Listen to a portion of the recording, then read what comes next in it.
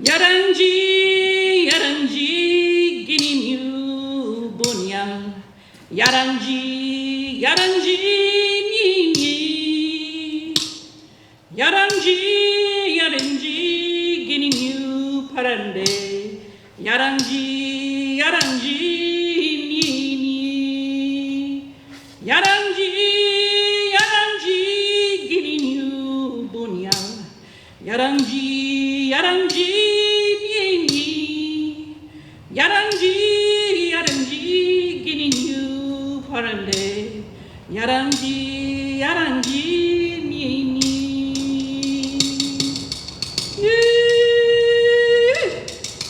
That song says, thank you, our God, Creator, Father, Mother, thank you for sunshine today, yesterday, and tomorrow. Yaranji. Thank you.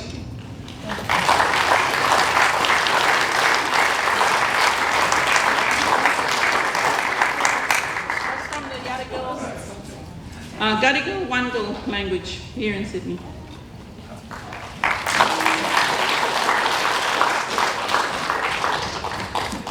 I'm going to just welcome you to Addi Road. The place is run and organised here by the Addison Road Community Organisation. It's obviously a fantastic sort of space. It's a green space. It's about 170 trees here apparently, so we could spend all our time doing forestry work if we wanted to, but we do a hell of a lot more than that. If you look around the hall here, you'll sort of get a little picture of that, because we converted this space into a food hub last year when COVID was hitting, and over the course of last year we took care of about 70 organisations supplying them with hampers and feeding the city, because a lot of the smaller and middle-sized charity and community and social justice groups were collapsing under the pressure, and we basically kind of provided a space for them to get food, to be a food supply line, and to just keep them running and servicing the people that they were looking after. And we've continued to do that. There's kind of a nice feeling to the space in that regard for the work that we do. So this part of the establishment looks after organisations and groups, and across the road there's one of our two food pantries where people can come and shop and get low-cost groceries, and we give them free fruit and vegetables and bread and things as well. So we're feeding people, we're rescuing food, so there's an environmental element to the whole thing that's very important. We're also, obviously, because it's low cost and because it's working with other alliances and charity groups, there's the whole kind of social justice dimension as well. That part of our nature expands out into all sorts of campaigns. I mentioned racism not welcome before, and the street signs that you've seen popping up that are part of a much larger campaign against racism and the kind of things that are happening in this country. That connects to issues of poverty, to unemployment. We'll have a panel related to that and to stories that are being told and stories that are not being told later on. But Addison Road Community Organisation's been involved with Raise the Rate and more currently Break the Poverty Machine and Living Incomes for Everyone, because of course the low unemployment rate connects to low wages and insecure employment, casualisation. So we're trying to put the web together basically and work in every way we can, large and small, locally, statewide and nationally, with all kinds of partners to do the best work we can for the community here and for a sense of community in a larger and broader sense. And another aspect to that, another wing, is our arts and cultural work, whether it's the Public Schools Festival or just a day that where teenage bands can play and get an outlet, or an event like this, a writers' festival that 3 weeks ago did not exist. So I thank you for being patient today and for coming along and supporting today. It's a really a big thing for me, a big thing for everybody at Addison Road Community Organisation, and for all the participants who've donated their time and energy. And I think it's going to be a really special day as well. I should say thank you also to our supporters below, Sedition Festival, the Grifter who donated beer, Better Red Than Dead who are over there in the corner selling books, Poetica at Bondi have been really supportive organisationally as well. City Hub and Inner West Independent have given us media support too. So all these people have come in over the last 2 weeks, indeed even in the last week, and in fact the other night it was only the Sedition Festival called me like 3-4 nights ago. So people have come to the party, so to speak, and you're a part of that party and a part of us, I hope, as well by the time the day is over, if not already. Okay, I'd like to introduce our first act of the day, which is Eliza Jean Scott. Some of you may have seen posts already on social media about Eliza and the work that they do. I think Eliza's a truly brilliant musician. I saw her in a very small room, and when I saw Eliza perform, I thought, holy hell, I would pay to see Eliza at the Enmore. With that kind of introduction, I hope I'm not kind of putting the pressure on Eliza, but if you want to come on up and show us your sonic style, it would be greatly appreciated.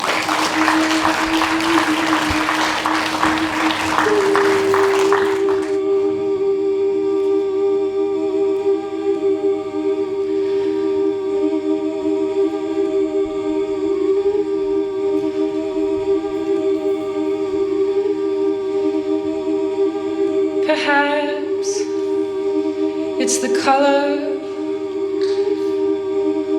of the sun carved flat and covering the crossroads I'm standing at. Or maybe it's the weather or something like that. But mama, you've been on my mind.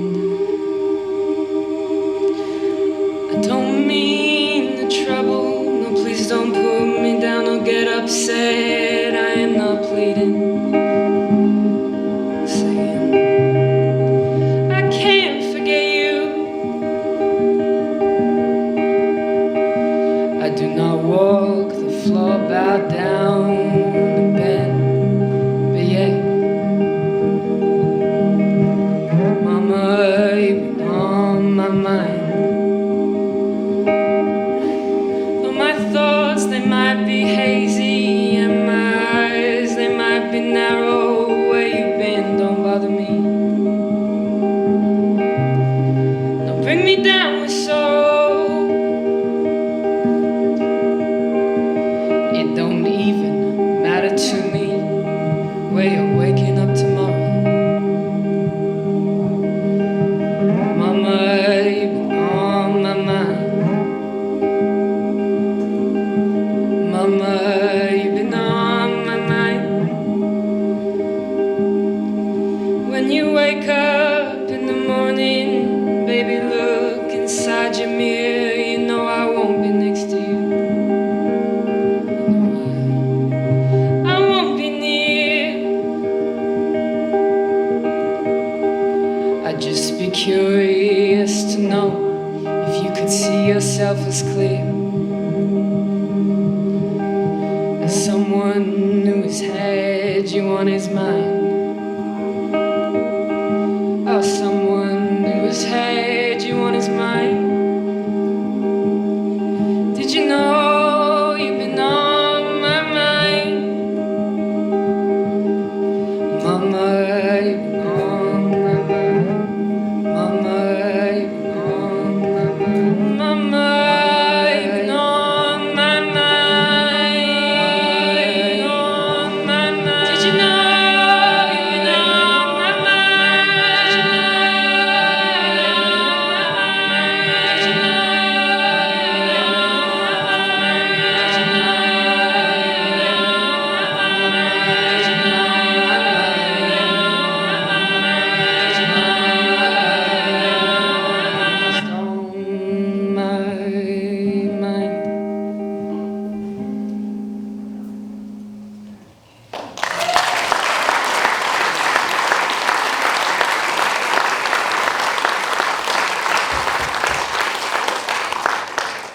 I realised that what I was doing through the course of those books is documenting stories, and important Australian stories in the world of rock and roll, but popular culture in this country in general.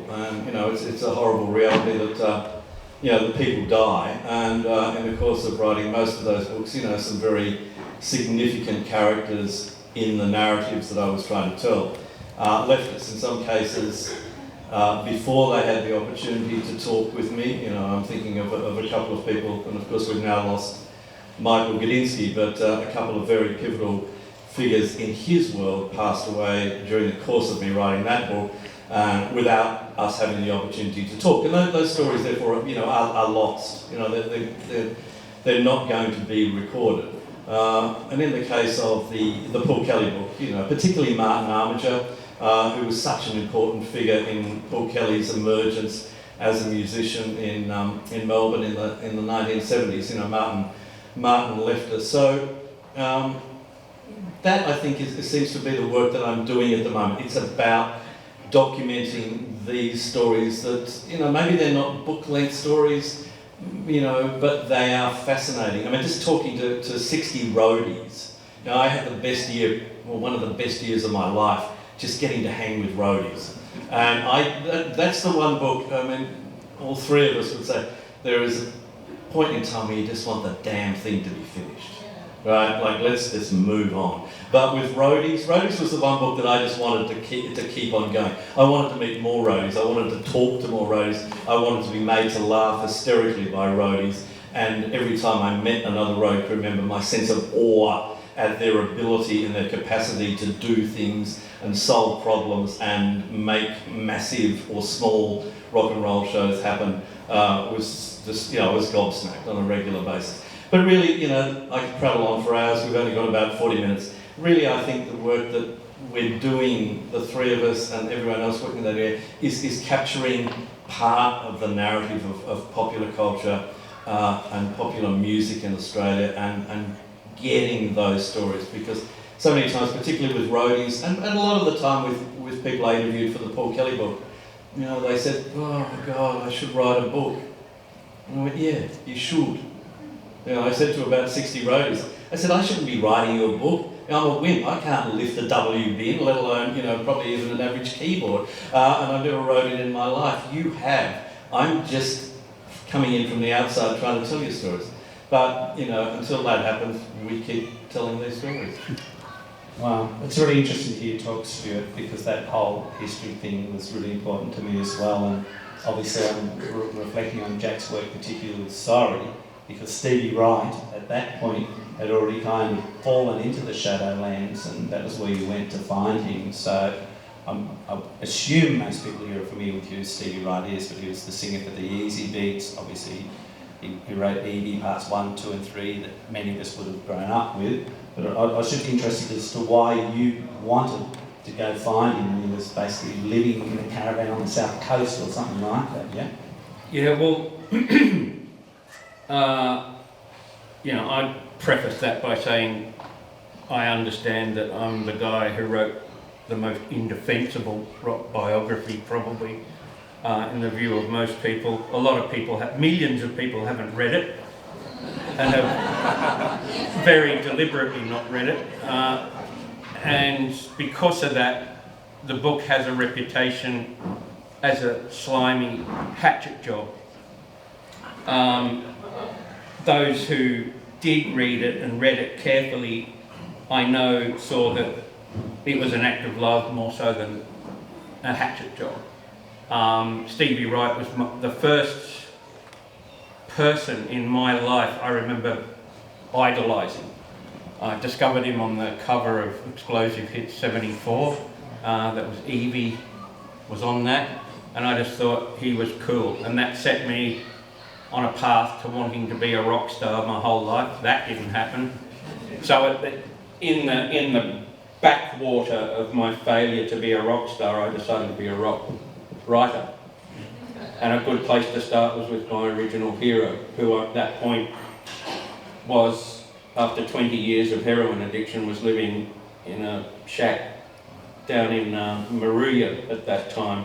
Now, the initial idea was just to write a story for Rolling Stone about where Stevie Wright is now, because everyone knew wherever he was, it was a pathetic place compared to the huge stardom that the Easy Beats had had in the 60s and that Stevie had had again briefly in the 70s before he discovered heroin.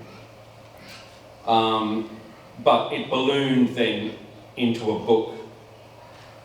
And the big problem people have with it, and I understand completely, is it looks like I barged into his world and then came out against his wishes and told him what I saw. But I can't see any other way to have done it. In order to tell the story in its totality and the tragedy in its totality, it couldn't be a document told by a cheerleader. It had to be someone who saw everything for what it was.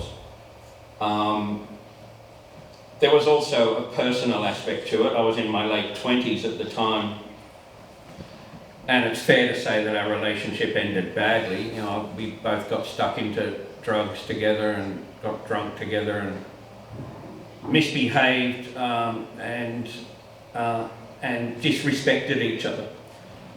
But there was one point in the whole story when Stevie was standing there saying to me, well, you've given me a whole lot of money now and you're not going to get, you know, I've told you a bunch of lies, so you've got no book. So you're a loser. Now, it's irresistible to do combat with something like that when someone says something like that to you. So I left there with my tail between my legs, and it took me a couple of years to work out that I wasn't a loser, that the money had been well spent because I had a good story, not just a story of the sad, sad parable of Stevie Wright's rise and fall, but also the interesting story of a fan meets his idol and the inevitable crushing disappointment when you discover that the idol is just a human being, just as fucked up as you. And so that's what I did. And someone just approached me earlier and said, I read that book recently and it was fabulous, and I got it and I could see the love in it. And that's what I really hoped, that a good reader would see that although it appeared I was being judgmental, how can you not be judgmental about something like 25 years of heroin addiction? The Stevie Wright I was talking about, and the Stevie Wright that I did business with, if you like, was no longer really Stevie. It was he was a zombie of his former self. You know, you jump on YouTube and have a look at it. Friday on My Mind being performed for French television in about 1966 or something.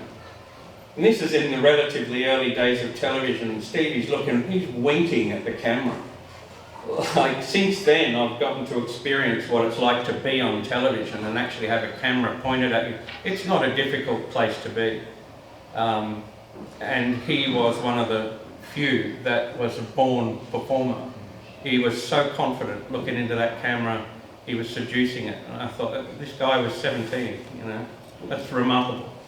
And to have come from that and fallen so low and so dark. And for all these people who came out and defended him when the book came out, and how they loved Stevie Wright and how dare I write this about him, I was in that house with him for months and months and months, and that phone did not ring. So whoever those people were, you know, where were they? And I don't really know where to go from there. But the other thing I'll say is someone asked me, would you release that book today, now that you're older and wiser? I only reread it again recently, and even though there's some things I would change that I no longer believe and so on, I'm pretty comfortable with the morality of it. And to prove that, I'm going to re-release it this year, because the only way you can buy it these days is if you fork out $300 on eBay. And it, you know, while I think it's a pretty good book, it's not worth that. So we'll get the reprint going. Okay. Cool. Actually, that's really interesting because, you know, like, to do rock and roll biographies, you're not exactly dealing with saints, right? And we seem to be moving into a point in time where the only kind of sort of public document can be a kind of crowning sainthood or a complete sort of banishment into hell and exile as it being sort of 100% full of blackness or 100% full of the light with no space in between. Any artist, and I think particularly rock and roll artists, is going to be a person that kind of ventures into or stays in the shadows. It's just inherent in that kind of frontier spirit that comes to their being in the places that they go to creatively. The weird thing is, from the point of view of others outside of the form of biography and towards rock journalists in particular, is this sort of idea that, you know, I certainly encountered this with working on the Nick Cave biography. There were just two pure camps for the most part, and the attitude was they either wanted to know that I was absolutely Nick's servant, or that I was totally going to be his assassin. And if I was not going to be, if I wasn't his servant or his assassin, then they could not trust me. And it's just like, it just really knocked me out. I thought, wow, there seemed to be absolutely no understanding or willingness to understand that possibly I could negotiate a tougher middle path along the way. And just in regard to that whole thing of myth and reality, because Nick is such a sort of saturated person in stories, and particularly his career from Birthday Party on in the UK and his solo career, there's so much media, and even more so now with him doing the Red Hand files, although I feel like that has brought him into a more human space as well. That I didn't have to define him in a nailed down singular way, which is kind of what I'm talking about in regard to purely black or white, that there was this complex moving story, that there were beautiful things happening, horrible things happening, confusing things happening, and that I could keep the whole thing alive. And part of keeping it alive was through the approach that I kind of accidentally stumbled into, which was to speak to so many people and kind of to some extent do it both journalistically as well as narratively, and to realise how many lives were caught up within Nick's life and how many influences were caught up within Nick's journey, and how important those lives and journeys were, and particularly to the people who were either left behind or part of the wider ripples in the pool of Nick's life, and their specialness and their hopes and their stories, and that I didn't have to worry about the contradictions or the disagreements. That just added to the kind of kinetic energy of the whole story, and this feeling of people still speaking. And sometimes I even felt that at various times in the story, particularly with a character that was a boyhood friend of Nick's that ended up returning back to Wangaratta, and an early sort of girlfriend crush of his who introduced him to Leonard Cohen, that their voices were almost leading the page and leading the story and still speaking to Nick across time. And that was when I began to kind of appreciate just how special Nick's upbringing in Wangaratta and the whole crystal ballroom scene was. And I guess, I don't know about using the word haunted, that's too strong a word, but you hear Nick's history and his life right up to the present day in a work like Carnage, where he's still referring to boyhood and to youth, and time seems to fold over again and again, so that the present and the past are all there occurring within a single song of Nick's at different times, you know. And I've remarked on Red Right Hand a few times as a kind of not just a sort of dark, sort of Dylanish tale that you could kind of connect to William Faulkner's barn-burning short story, but it is also a map of the town and a kind of portrait in a mythical way of Nick's father as well, and a kind of premonition of his own energies for a time too. So all these things are kind of swimming and engaged and pushing against one another, and that was the conflict and the breath I was looking for, so that nothing was ever fixed and dead on the page. I actually think it's one of the best rock bios I've read, because I thought I knew everything about Nick Cave. I've been a fan of his since I was 15, and it's the first time I say all the time, it both demystifies and legit his character, you know, because you find out he was just a regular art school Wally, like any art school Wally, but also that it legitimised, all that stuff happened to him when he was young. There's some genuine wildness, wilding in him, and that's what you've seen in his theatrical career for all the time, and what I used to think was an act. And I now know it's sort of half theatrical, but he really had that in him as well, and that became really clear when I read about young Nick Cave and what had happened to him. Well, people talk about Nick Cave and they will say in criticism, he is a fake, which I think has to be the stupidest criticism I've ever heard of. That's like saying Robert De Niro is a fake in Taxi Driver, or that Tom Waits is a fake in his music. Like, Nick's a performer and an artist, and he enlarges his being and enlarges his story in those narratives. But to kind of bring you into this, Stuart, what blows me out about the story is that Nick Cave and Paul Kelly were coming up on opposite sides of the Yarra River at the same time. And, along with Don Walker, I think they're the three preeminent songwriters of our era, and perhaps of the last, well, maybe I shouldn't say the whole century, but they're pretty fucking good. Yeah, someone mentioned this to me early on in my research, and they said if you were asked to name two heroin-addicted young guys living in Melbourne who would, despite their every attempt, still be alive in 2021, at the peak of their, in some ways, creative careers, and certainly in their popular careers, they said the names Nick Cave and Paul Kelly would not spring immediately to mind. And that's, yeah, and the other thing that I thought that you were touching on, Mark, before was, and yours was an unauthorised book, wasn't it? Yeah, so all three books that we're talking about, were unauthorised, and I have this theory that, if you're going to write this sort of biography, they have to be unauthorised. Because the moment that you're beholden, it certainly happened with my Gadinsky book. Everyone thought that Michael was paying me a lot of money just to write the version of history that he wanted, which clearly was not the case. And I think to be doing valid work in this area, you have to not be beholden to your subject. And that was definitely the case with my Paul Kelly book.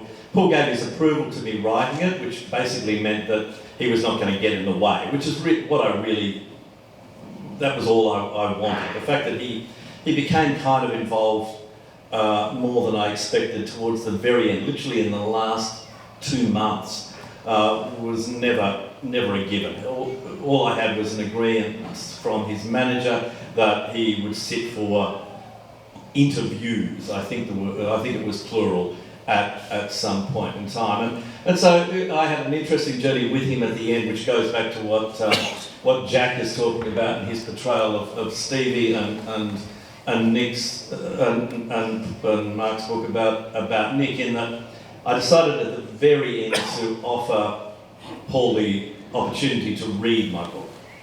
It was like 97% finished at that point. And he wrote me I sent him a note, and he wrote me an interesting one back. He thanked me for giving him the opportunity to read it, and he said, I don't expect to like it all, because if I do, you haven't done your job very well. Which I thought was a good premise to start with.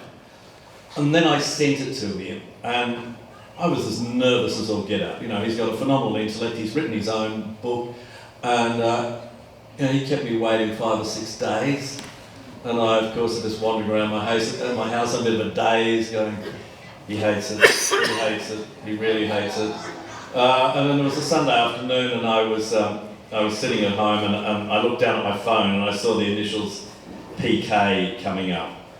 And at that stage, my stomach was resembling a washing machine in spin mode. And I thought, okay. And Paul said, he was very specific. He said, I've read 197 pages. He said, I found the first 180 of them really difficult and really confronting to read.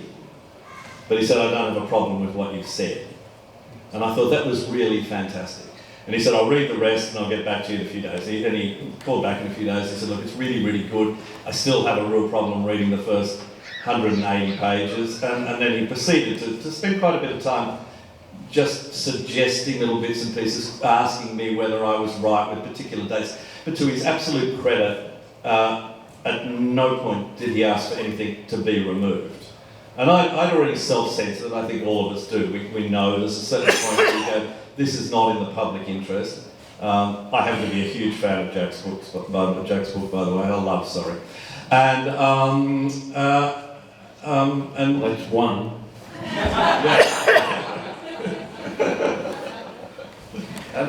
Go. Jack 1, Stevie 0.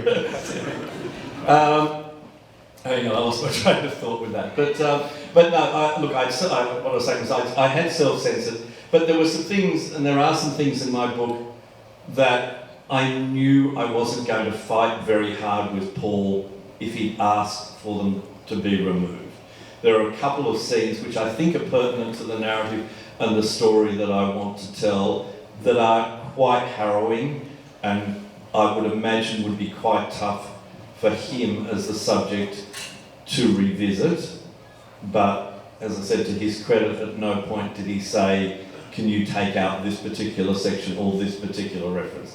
And in all honesty, if he'd raised it, I probably would have done, because, you know, I was really on the fence about a couple of things. But no, he was fantastic in that respect. But the fact that I wasn't beholden to him, I think made for, I hope I never find myself in a situation where I'm writing an authorised book, because I can't imagine how you would navigate that world. I think it'd be impossible. Yeah. And the other thing too is, I've got a theory that humans haven't evolved enough to read about themselves in print, or especially to read their own words on the printed page. Throughout my career, there's been dozens and dozens of occasions when people have said, I did not say that. And you play it back to them on the tape, and they'll accuse you of electronic manipulation or something. It's clearly they've said it. And you can't write anything really in the factual realm without someone getting upset about it. A friend of mine just recently died, and I wrote his obit. And I just, by the way, in the obit, mentioned that he stayed at a boarding house in Broken Hill. Didn't mention the name of it. But the proprietor of the boarding house rang the Australian and tried to get the obituary taken down because he didn't like the way his boarding house was.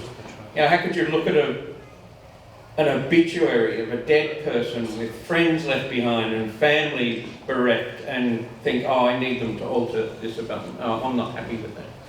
You know, and all the way through books that are factual, you will make mistakes, you will upset people, and it's just something you've got to get used to, that phone call from the lawyer or the person themselves, and you know, you just have to take that punch in the face.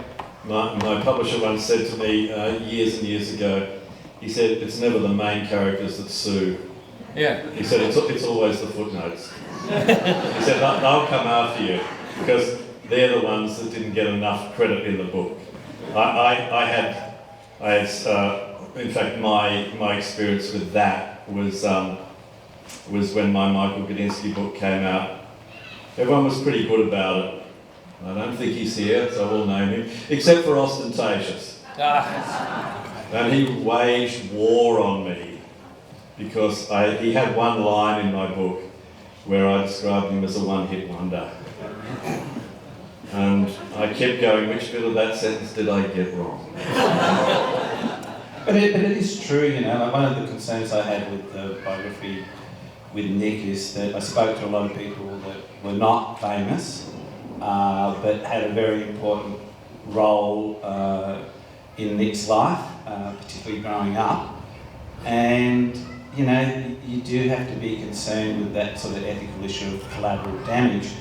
So on the one hand, you want to tell the best, truest, most powerful and entertaining story that you can, but how to tell that and not sort of injure people who haven't really asked for the attention, except because they've got almost a misfortune of knowing someone who's become nationally or globally famous. It can be a really sort of difficult area. And other things start to happen to you as well, because my project kind of dragged out over 10 years, where you do become friends with people and get to know them well. And people often ask me about being, ultimately, of course, wanted Nick to at least respect the book rather than like it, and I did get that feedback from him, and that made me happy. I think respect more than like is the important word, because then people that you've written about can see that you've done good work, even if it's not work they totally like. I mean, the idea of anyone writing a biography about me, there is no way I would like it. How could I? How could anybody like it? A biography someone else wrote about you? But ultimately, I was less concerned with the notion of totally pleasing Nick. But other people I did used to think about, particularly Nick's mother, Dawn, because I'd spoken to her so many times, and it's just maybe and she had welcomed me into her home. The whole Cave family had welcomed me. I'd met Nick's brother, I'd met Nick's sister, and I mean, sadly Dawn died only a month or two before my book came out. But of all the people that I spoke to, it was really Dawn Cave that I was most nervous about a response, because I really felt like if she didn't like it, it'd be like letting my own mother down, you know. And those kind of things definitely impact on you in terms of what you're doing, just on a human level. You know, we're not talking necessarily artistically, but you just, and to some extent too, you really ultimately always asking for people, particularly your main subject, to like something that you're saying that you know they won't like. So it's kind of like, well, I might just kind of write a few pages here about something that you're going to be unhappy about, and if you look at it in context, you'll see that it's really good, so that people don't necessarily want to see the context and understand it, they just don't want it there at all. I must say though, in the end, Nick was great. My book was kind of in a weird area of semi-authorised and totally unauthorised, please stop. Then, you know, it sort of dropped into a neutral zone of, all right, you know, if you're going to go ahead. And I was given permission to use lyrics, but Nick just stepped away from it and didn't want to know about it, didn't look at it. And the book came out, and then he sent me a positive email after. So it went through this very messy trajectory, because it was a 10-year journey, and I was on and off with it. And, you know, eventually, you know, obviously I think there was probably a sense of there being no hope of me ever completing it. And actually I can see Bled Butcher out there in the audience, and I don't want to get him into trouble, but it was really Bled was one of the key people in convincing me to push on, and I talked to him so much about it and what I had, so I really thank you for that, Bled. And I think Nick could thank me for that, but I'm not sure. He probably changes his mind every day. So yeah, you know, it's a strange journey. You kind of become a kind of ghost travelling through another person's history, and that's a weird thing to do and to be. And sooner or later, Stuart's quite right when he said before, you need to get out of that domain, or you get lost there in the landscape somewhere. And I think, I mean, with all of the books that the three of us have done, I mean, you have to do again a proper job. You have to put those relationships to the test, and you have to be true to the story that you want to tell. You know, and that was certainly more so the case with, you know, still weird talking about him, but with Michael Gudinski, because, you know, I had first met him in the early 1980s, and I had to put that friendship to the test because I had to write a book that I thought was the story that I wanted to tell. And in not many instances, but in some significant instances, that conflicted with his perspective on events that had occurred. There were just a couple of things that we clashed on.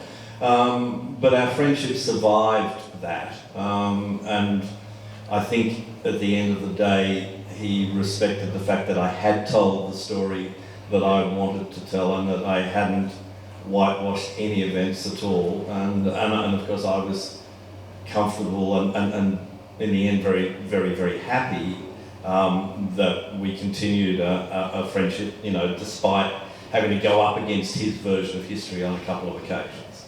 While you were just talking, then I was reminded of a theory I used to have years ago that I carried around with me for ages, that junkies don't lose their hair. Like, heroin must be good for male pattern baldness. I thought that's a really irresponsible message to be sending out, but I used to point at Nick Cave in particular. Look at the guy, he's got a good flowing mane, you know.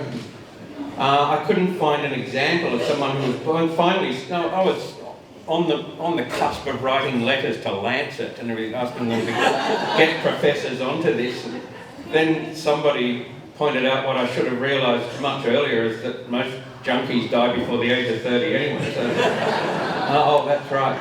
So forget that theory. Oh, yeah. Okay. We probably need to wind it up to and go comb our hair. But thanks both of you for doing today, and Thank you for organising.